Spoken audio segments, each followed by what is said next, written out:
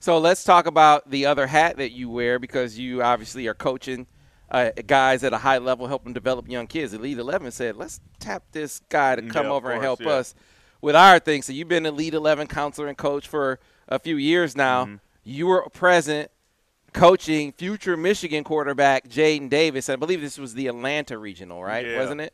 Yeah, so I got a chance to talk with him and work with him, and it really actually started last year. Last year's Atlanta regional, he was there.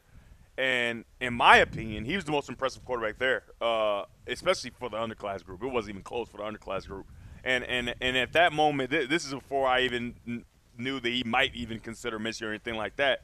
I just was so impressed with his mental fortitude, his ability to stay focused, right? Because what you don't know about the Elite 11 regionals, when you're a younger underclassman and you're not competing to get into the actual competition and you're just there to perform, it's kind of like a joke. You know, guys don't really take it too seriously because they know, hey, I'll just have next year, and this is more of a mingling opportunity for me. Obviously, I'm going to throw a few passes, and then they get to my drill, and they're like, why are you so serious? What are you doing? You know we're not going to – no. We're going to do it right here at Devin's drill, right? And so – but he was just so locked in to everything I was saying and everything I was asking him to do, and he was so special. And that was – he threw it well, but that was not the thing that really grabbed my attention. It was his intentional nature as far as how he went about his work. And then obviously same thing this year. And there was an Ohio State commit there as well. Air Noland, yeah. So I got a chance to pin them against each other and build a little bit of a fire in Jadyn, you know what I mean? And so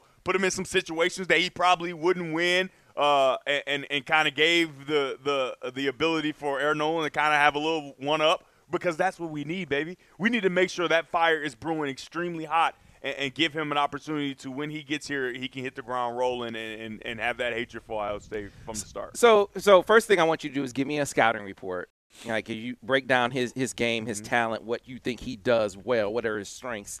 And then I want you to take me into that competition, because there was a lot of debate about, hey, what does this really mean? Now, you know, obviously Jadyn eventually gets selected for the Elite 11 finals. Yeah. But Air Noland was selected that day. So you have Buckeye saying, he was so much better. He was way better. No, so let's start with the scouting report, and then we'll get into the competition. So for Jadyn, and it's hard to compare him to anybody just because, you know, we haven't seen him on the biggest stage just yet, right? We haven't seen him do that. But his ability to throw the ball accurately, right? First of all, he's good at everything. Like, he's really, really good at everything. He's like, I wouldn't say LeBron, because LeBron, you say LeBron, now you think he's the best ever, right? But as far as just being able to do everything adequately, but I think his special trait, and when you want to be a great quarterback, you got to have a special trait, whether it be mental, physical, whatever. His special trait, and what makes him so special, is the neck up, man. And the thing is, like, oh, man, we don't want that guy. We want a physical, you know, whatever. Listen, playing quarterback at this level and obviously beyond, the mental part of it is so much more important. And you see that because Tom Brady is not very talented. He just isn't. You know, he's talented, but he's not. You know what I mean? He's a guy, but, you know, his special trait is his mental fortitude and the ability to galvanize guys. And so that's what I saw from Jadyn. And the more common comparison, and I got a chance to have this guy in college, and I knew this was coming, Brock Purdy.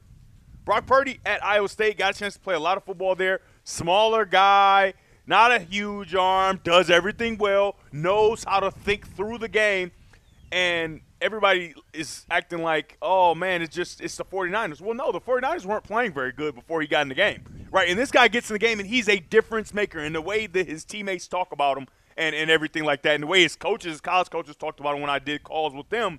It's that special thing that you have that you can't really describe, you know what I mean? And so that's what Jadyn is, right? He has that special thing, and you won't be able to see it in a 40 or even just a throwing competition, but he has that, and a lot of people call it that it, right? And I think that he has that special quality that can make him a Michigan football great. So let's come back to Jadyn and the Air Noland competition. You were there. You were setting a lot of it up. I set it up. Yeah, you set it up. So, I mean, the perception that people have about, he just came in there and it was clear he was so much better and he wiped the floor with the Michigan guy. For the guy who actually coached it and set it up, how was that competition?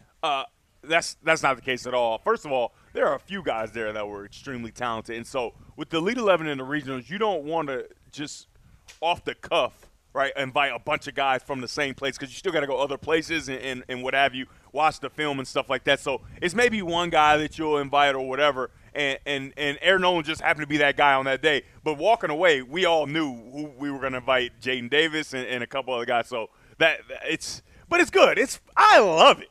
I love it because I talked to Jadyn. I said, this should build a fire in you, right? You should be pissed off because you should want to be the guy that's invited. Okay, I understand you're going to invite me later.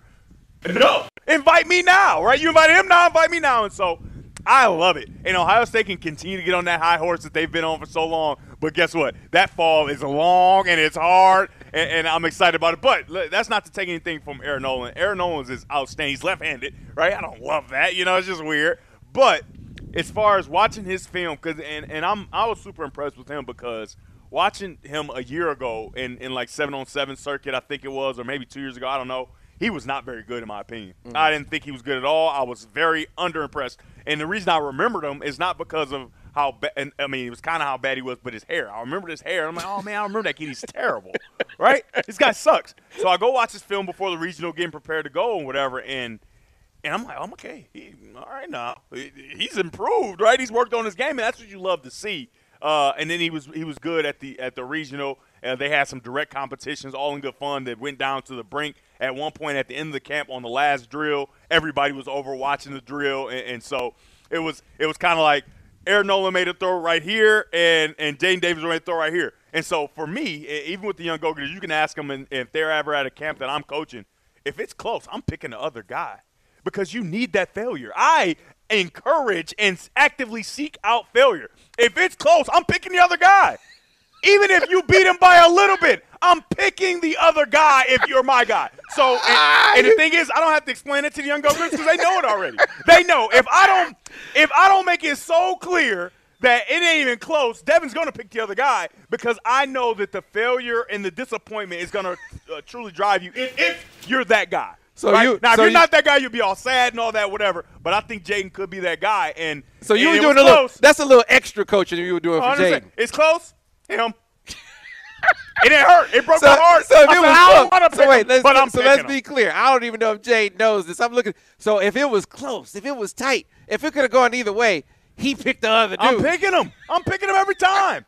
Right, and that probably might have been a little bit of the reason of him getting picked that day, and that's perfectly fine, and I love it because the thing is, I think that Jadyn's the type of kid that will respond, and that has built a fire in him. I'm sure he's worked his butt off since that very day, and when he got invited, I already knew he was invited, but he texted me, he said, they done messed up. I said, yeah, all right now, that's what I'm talking about. So I love it. And that goes for anybody out there, right? Actively seek failure, especially when you're in obscurity, right? Obviously, Michigan fans and their recruiting sites and everything, they love the Elite 11, whatever. But Jadyn Davis, you're in obscurity. Nobody's checking for this right now. It matters when you put on that wing helmet and you enroll early in the spring or whatever the case may be, and you get a chance to put your skills on display and you become the guy at some point, So I think that I'm like a mastermind. I'm so smart. It's crazy. I'm so good, man. I am good. Hey, yeah, you are.